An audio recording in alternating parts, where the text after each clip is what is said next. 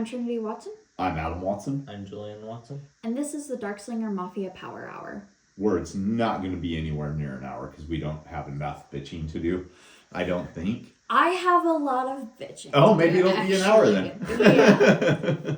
So this is Spirit Leaves by Rossi Gifford from Chapter House Comics. I've never heard of that studio before. Apparently it's a Canadian studio. This is issue number 1. So right off the bat, what do you guys think of this cover? It's okay. Yeah. It's pretty minimalistic. That's not necessarily a bad thing, though. Right. I don't know that it would make me want to pay full price for this. Yeah. But if I saw it in like a 50-cent bin, I might pick it up just to check it out and see what was on the inside of it. Mm-hmm. Where did you get this at?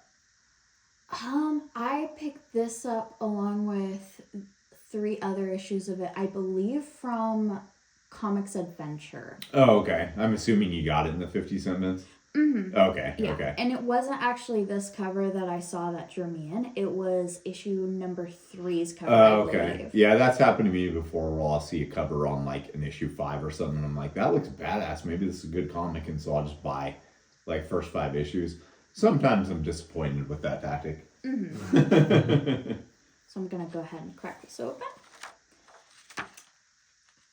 I don't really like this advertisement.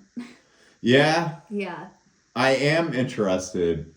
If I found this for cheap, I would pick it up. Captain Canuck. Yeah, the compendium, because that character does have some interest to me. I don't know the whole publishing history, but I know he's been published by quite a few companies. They've tried to revamp him and reintroduce him over the years. Mm-hmm. Yeah, and I like his name. I think it's funny. Yeah, it's a great name. But this covering the years 75 to 81, that'd be a good way to actually read it, and it's probably pretty hard to track those issues down. Yeah. I don't know if I've ever actually seen Captain Canuck in any of the bins of any stuff that I've ever purchased. I know who the character is, but I don't know where you even find him. No. So right away we have some exposition of what exactly is going to be happening in this comic. Mm-hmm. I don't really like that because this is exposition for literally what's happening in this comic. Like, you learn what's happening as you go. Yeah, I agree with that. I actually like this page, though. Yeah, I really like this page, but I wish it had something more to do with the characters' backgrounds than what it has to do with their present. I understand what you're saying there. On the other hand, I wouldn't have known that the one character was supposed to be a deer girl. Yeah. And the other was a wolf boy had it not been for this. Mm-hmm. One of the reasons for that is because the girl doesn't look like a deer and the boy doesn't look like a wolf. No, that's something I really wanted to talk about. Their character designs are really weak, I feel. Yeah, I actually like their character designs. I just think they're weak in terms of what they're supposed to represent. Yeah. Yeah, they don't really look like what they're supposed to look like. Mm-hmm. But I thought the character designs themselves were cool. I like the artwork. Yeah, I really like the artwork. I do like them at points, but with how they're trying to frame this comic and everything, I feel like it's not landing like what the artist wants it to. The writing isn't that solid in this. No. And then there are some things that would really improve it. Like, for starters, the lettering is interesting, but not great. It takes up way too much of the page.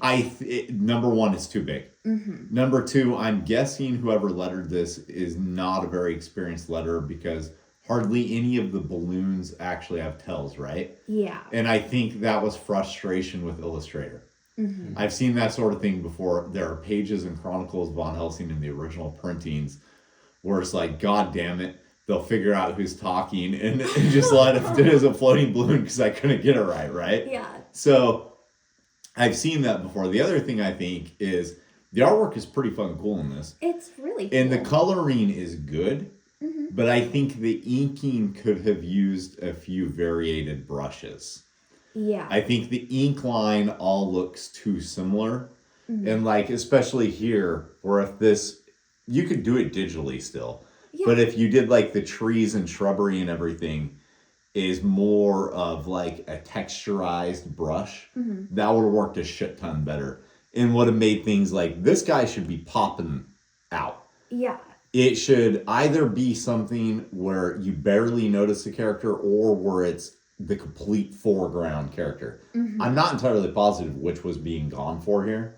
Yeah, because But the foreground and background kind of blend together, right? unfortunately. Yeah, and some different brushes would help that. Yeah. And then maybe like use a different stroke for the outline. So, borrow from Eric Powell's Goon in that way. Yeah. When you see Goon and he's the foreground character, he's done like 10 points more stroke than any other character, right? Yeah. Yeah, something like that would have really made that pop. As is, it blends in a little bit too much. Yeah. And it keeps the artwork from being as cool as it could be. Yeah. Even something as simple as just taking a different color and going over the line art with like a lighter green and stuff. Yeah. Or getting rid of the line art in the background completely, Like just using shadows to your advantage and stuff would work a lot better for a foreground background. Agreed. And then there are instances too where the lettering's harder to read because they put it over a color without a box. Yeah. Like here, where it's all black and it's over the blue. I can still read it, but it'd be a better reading experience if it wasn't like that. Yeah. And it's taking up too much of the page. And Right. there's a lot of problems like with this where it's not distinct enough from panel to panel, I feel. You have the characters or like the background and everything taking up too much space and it gets really muddled. Yeah. And then you have these giant word balloons that aren't really telling you anything. No, the dialogue is the weakest part of this whole thing. Yeah. Like, if you take out the dialogue from all of this, it would be the exact same. You'd just be able to see more of the artwork. Yeah, she looks like a squirrel, by the way. She does look like a squirrel, especially right here. Yeah, it's something about her hair, I think, where it looks like a squirrel's tail. Yeah. The one thing she definitely does not look like is an albino deer, which is what she's supposed to be. And that's what I mean with the character design this week, because you should be able to tell that she's a deer, and I feel like her dress silhouette, her hair and everything muddies it up too much. Her silhouette isn't strong. That being said, I still like the way she's designed. Yeah, she's very I think cute. that she's a cool looking character. Yeah, her design is very cute and everything. It's just not selling quite what it should be. Right. So, what we're supposed to be learning is that she is running away from home because she's trying to prove to her shaman clan that she can prove what's going wrong in the forest. There's something that's killing everything there and disrupting the balance of nature, right? Right. And they say that, but they also don't really say that. There's a lot of repeating in this comic. Yeah, there is. There is. I feel like this is really cool and really strong, but could have been done a little bit better with the separation.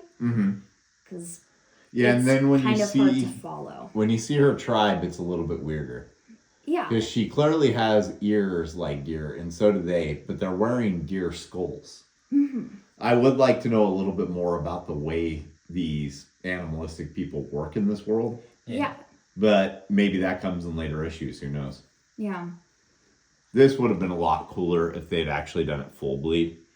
It would Having have. the white gutter around it makes it look a little bit more dated. Yeah. If they had actually like done this one full bleed and this as well, I think both of these should have been done full bleed.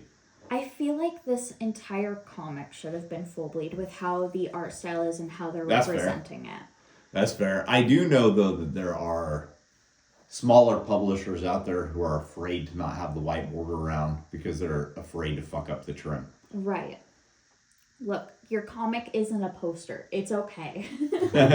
Well, you don't want anything to be illegible or lose anything that is actually necessary. That's fair. But yeah, overall, I would have done that full bleed. And this is also why we do test prints. Exactly, yeah. Though test prints aren't always going to be accurate for the printer you use.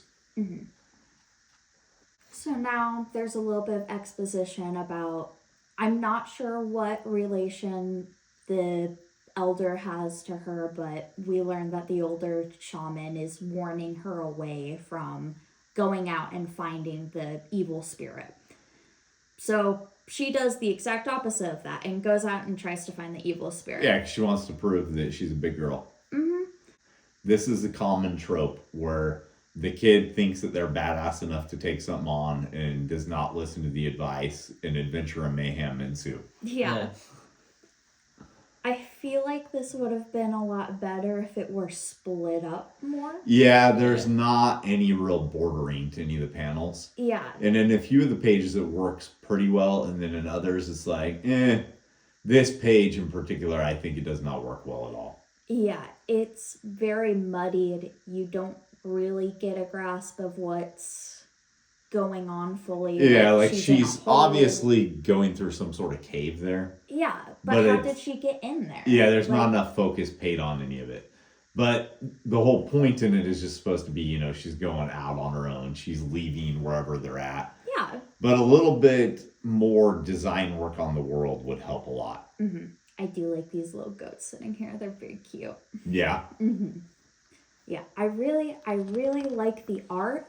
My biggest thing is that I really wish it was more refined. Now we enter what I feel like is the biggest problem, is there's another character, and now they're taking up way too much space. Not as well designed. No, I don't really like the wolf's design at all, and I'll say why when we see the human design for him. So, the artwork in this is good, but the storytelling is not. Yeah. That's what the problem is. I guess you can kind of see it right here. The wolf guy is kind of wearing a weird little ninja onesie. Outfit. Yeah, ninja outfit onesie that's a hoodie. I hate in fantasy stories when you just throw somebody in a sweater. It's something that happens a weird amount in any online comic space and stuff. I hate it. Stop doing it. You're writing a fantasy. Get the freaking sweaters out of here. Yeah, it looks weak. He looks far too modern compared to her. Yeah. Yeah. It makes it kind of funny looking. Yeah, and then he's wearing, maybe this does take place in the modern day though, who knows? And he's wearing a wolf mask. His is pretty clearly a mask. Yeah, because he takes it off. Mm-hmm. But I don't like his design. I don't think his mask looks good. I agree that the hoodie looks weak. Yeah. Just overall, he's not a well-designed character. Mm-hmm. I do like her design. I do not like his. Yeah. And another problem I have with her design, I do like it, but we just saw in a previous page the other people from her village where they have a clear set of garments that they wear, and she's wearing something that's completely removed from that, so she doesn't feel like she's a part of that tribe at all. Yeah, I think that's intentional. Yeah. It might be. Because she even mentions that she feels like she needs to prove herself because she's an albino deer. Right. But yeah, so... They all think she needs protection because she's different. That's something she states. But yeah, so then we have some pretty awful lettering where this right here, for whatever reason, you're supposed to fall over there. Him, that took me like a solid 2 minutes to figure out. Yeah, because it's like you're supposed to follow this line over here and then come back here. Please don't do that. Yeah, that was horrible. Whoever did that did a horrible job. But you'll notice this is the first tell that's been drawn on any of the balloons. Yeah. And everything here is just like standard circle balloon in Illustrator with jagged edges. Mm-hmm. And I get that these are supposed to be two different panels, but he's supposed to be looking at her, but he's just looking at the camera, and the art direction here isn't very solid. Yeah, the storytelling's bad. Yeah. Yeah. So we get even them tumbling down the hill. There's not enough. This page should have had more limited panels, for starters. And it should have been more like a cascade. Them tumbling, them hitting the tree. You should actually hear. You see the thud sound effect, but they haven't even touched it yet. Yeah. And it blends in with the tree that they're hitting. Yeah. So this whole thing could have been done so much differently. The artist could have just had all of the dialogue next to his head with a single panel instead of him walking around like this. Yeah. But yeah, so now we're getting a very long explanation of what we read on the very first page, but Right. done a lot more poor, because I feel like the writer isn't letting the characters talk and just inserting their words into the character. The characters don't have anything to say yet in this comic. Yeah. This is an idea more than a finished product. Yeah. I feel like the writer really should have stewed on this a lot more before actually doing it. And this page is also very muffled, but I like it a lot more than the other pages. Yeah, I was going to say there's actually some good stuff on this page. Yeah.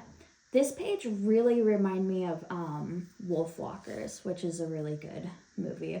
So the biggest problem with this one is that for no reason at all, his first 2 word balloons are transparent.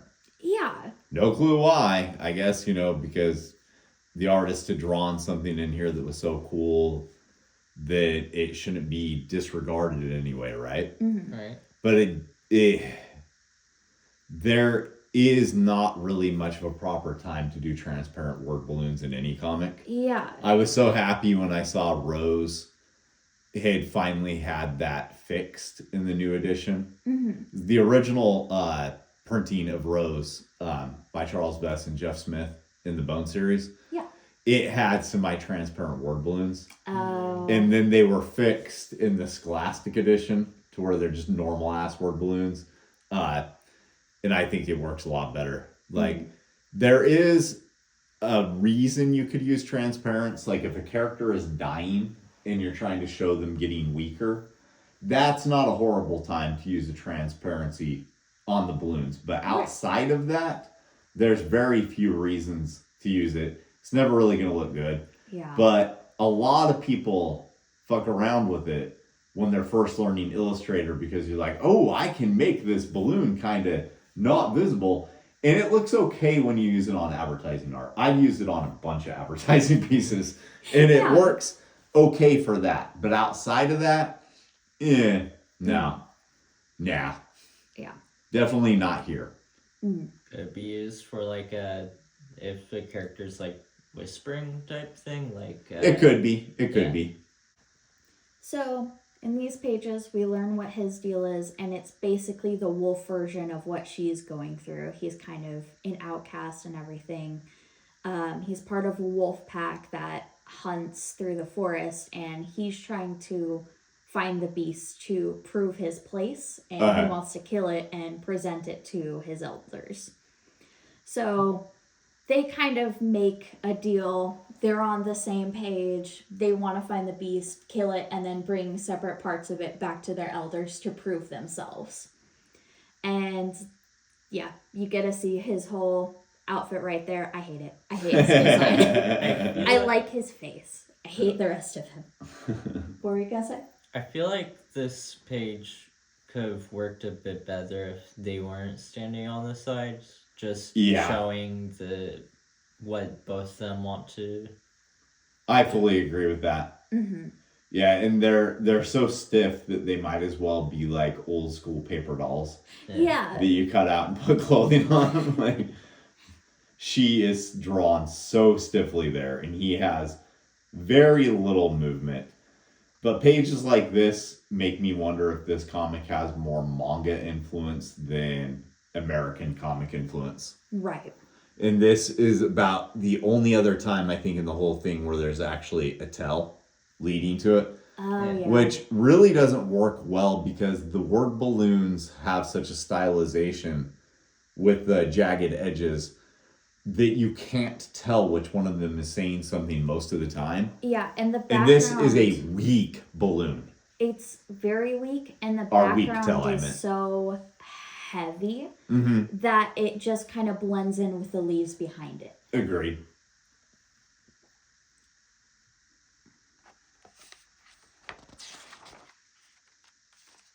So, yeah, now we have them adventuring together.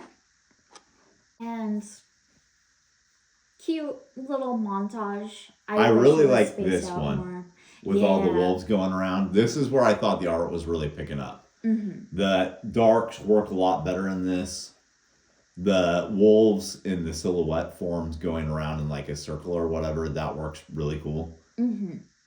Biggest problem here is the dialogue sucks. Yeah. Yeah, they do this weird colors to differentiate who's talking, I think. Which is that what it's supposed to be? I believe so, because the white is her and the gray pink is him. And I wish they would have established that back. You know? See, I didn't get that when I was reading it. Because it wasn't previously established. You've seen him talk the exact same way she does. Yeah. Which doesn't make much sense if she's a deer and he's a wolf. Right. You'd think they'd have a little bit more distinctive balloons or something if they wanted the balloons to be what was selling everything.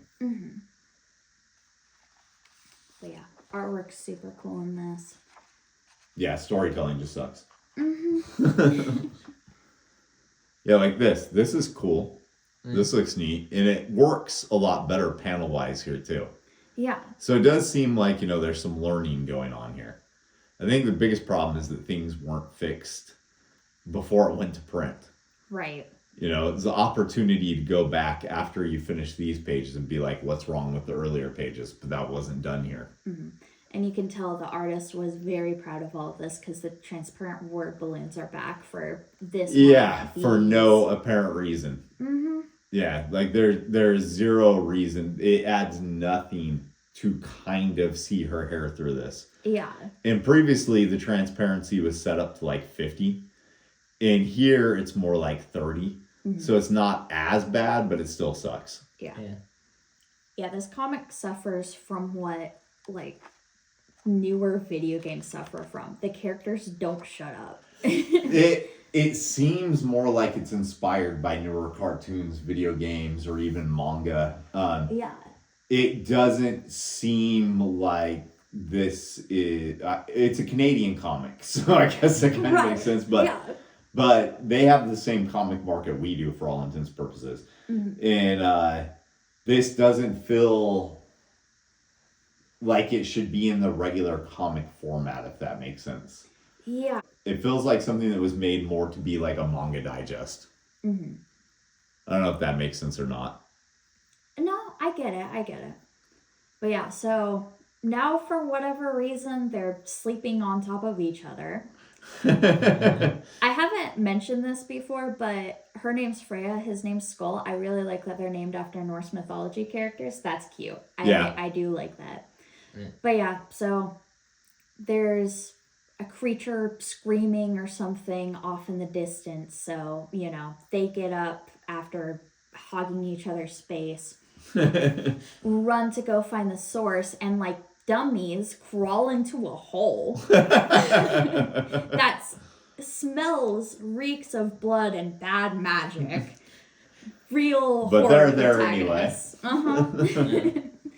So yeah, Skull states the obvious, says this ain't right. And then they get attacked by Smoke and Cool Eyes. And it is lame. It's so lame. There's so much build up in these panels. In terms of like the last page that's supposed to sell you on picking up the next issue, it does a horrible job. Yeah, putting her front and center like that doesn't sell the danger. And then the way that character is drawn and the way she's drawn look like they're drawn by two different artists. Yeah, so just overall, nothing about the final page works, in my opinion. Yeah, the panel layout for it is awful. The creature design is really bad. Something that might have made it a little bit cooler. So, like, this is a good shot where he's kind of, he might look surprised, or... I know that what he's doing is using his night vision, right? But the expression, if it were like half a splash, right? And the other half splash was a close-up on her looking terrified while you see just the basic shape of the beginning of the body of this beast, that would work better. Actually putting his face in doesn't work as well. Yeah. So yeah, pretty weak ending page. Very weak ending. Very weak. And I know a lot of people write these days and draw for the trades, but that's weak no matter what way you go about it. So yeah. Then we have a chapter house advertisement. For Comixology, which they're probably not even on anymore because, Comixology got put into Amazon's other apps. Overstreet.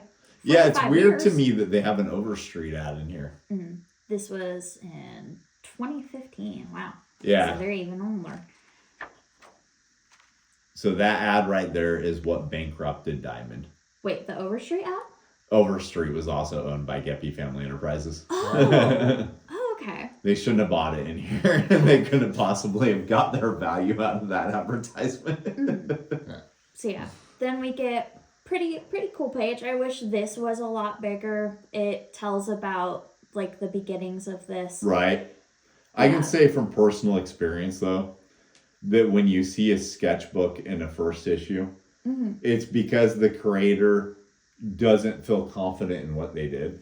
And they're just trying to plug in extra shit because they're like, no, I'm going to sell you on why you picked this up. There's a reason. I'll give you extra value. Right? Yeah. So seeing this tells me how much confidence is lacking in this comic. I know these are just sketches, but I kind of really want to see this comic in these colors. Like, this is such the hand composition. It looks better in a lot of ways. Yeah. Yeah, overall, though, I think there's actually, one more. So overall, it's still cool to see the character designs and all that. Yeah. Yeah, it's cool to see the inks and everything. I like process stuff, but I do know, I've seen so many of my friends who just shove this kind of shit in the back of their comics. And I've even done it in one, right? Yeah. And so I know it's like, did I give them enough value? Do they need more? I better just put some shit in here. I want to put my sketches and my process in the back of them because I really enjoy that kind of stuff. I just want to be like, look at my art, look at what I'm in my opinion, this kind of stuff is best saved for the trades because think about it like selling physical media. Okay, when Blu-ray came out, they quit putting all the special features they used to put on DVD. Right? Yeah. And when you watch a show on Hulu, you don't get the special features, right? Right. But if you go and you still buy the Blu-ray, it's chock full of 12-hour special features, right? That's why I would always advise saving this shit for the trade paperback. Oh, Because if you've already seen all this and you like this comic enough to hang on to it, a lot of people might prefer to have a trade on their shelf than a single issue, right? But those people who like that little additional thing you can't get any other way, this content's exclusive to the trade, and now you're able to upsell your product. Instead of just having the same sort of stagnated material offered over and over again. So does that make sense? Yeah. You want to convince the audience there's a reason they purchased it. And that's why I think there wasn't confidence here because they put this stuff in too early. Oh, okay. That makes Either sense. that or they just don't know much about marketing. One of the two. And then we have this really cool Captain Kaneka watch. Which proves they do know about marketing. Yeah. I mean, what comic fan would not want to have this hideously ugly watch on their wrist? Absolutely awful design on the box. How much money did they put into making a fucking watch? How much could they possibly have sold? I have no idea. Okay, I wish I would have paid attention to that ad before we started filming so I could look it up on eBay and see if there are any on there. $279 payable in 5 interest-free payments of $55.80. Jesus. It's made by the Bradford Exchange. Oh my god. Huh. I don't know. Did they actually put money out for this, or is this a licensing deal? I'm not sure. I have no idea. Whatever the case, that watch is fugly. Yeah. You should feel ashamed of yourselves for making it. And I ain't paying $280 so I can have Captain Canuck on my wrist. Yeah. Even if I am interested in reading his adventures. Oh my god, look at these guys. I like whatever this guy is, the weird little hawk guy. To me, he looks like Harvey Birdman. Oh, he does. This was issue number 1 of Spirit Leaves. What did you guys think? Weak. Yeah. there were some things I enjoyed about it. It does not make me want to seek out the other issues. In fact, when I read an issue from a publisher for the first time, it kind of sets the stage for what I think that publisher is, right? Right. And now I kind of think Chapter House Comics is going to be something to generally avoid. I would pick up the Captain Canuck trade, but I'd have to see something else they've done and really be wowed by it in order to be like, oh yeah, this is a company I'm going to seek more shit out from, right? Right. Yeah, so I will not seek out the next issue. Yeah. I like the art enough that I'm going to keep this one, and I'm going to try reading the other issues that I already have, because I bought them as you know, a little set. Well, you have fun with that and let us know if it's any good.